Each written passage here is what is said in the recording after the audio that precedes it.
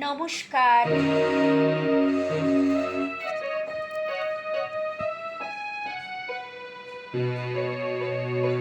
কবি সুবোধ সরকারের কবিতা বেলুন। আমি একটা কোণায় দাঁড়িয়ে দেখছিলাম দুটি ছেলে গেরুয়া বর্ষণ পরে মন্দিরের সিঁড়ি দিয়ে উপরে উঠছিল।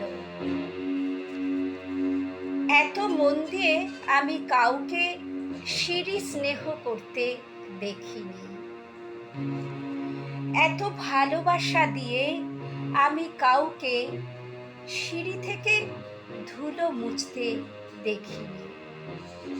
সিঁড়ি না, যেন জননীর ত্বক থেকে ধুলো তুলছিল।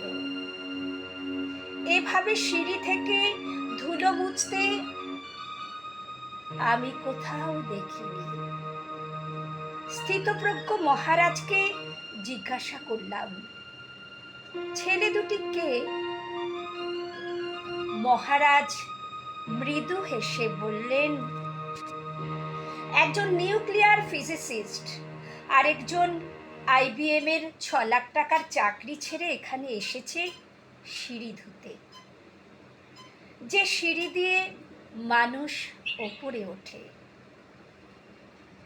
তা যেন পরিষ্কার হয়। মহারাজ চলে গেছেন। সন্ধ্যা নেমে আসছে, আমার ভিতরেও নামছে সন্ধ্যা।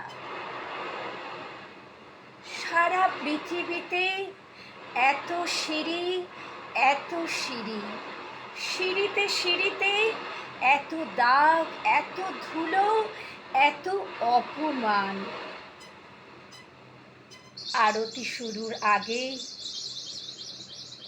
মনে হলো, যে সিঁড়ি মুছতে পারে না সে কোনো দিনও মানুষের চোখের জল মুছতে পারবে না। নমস্কার।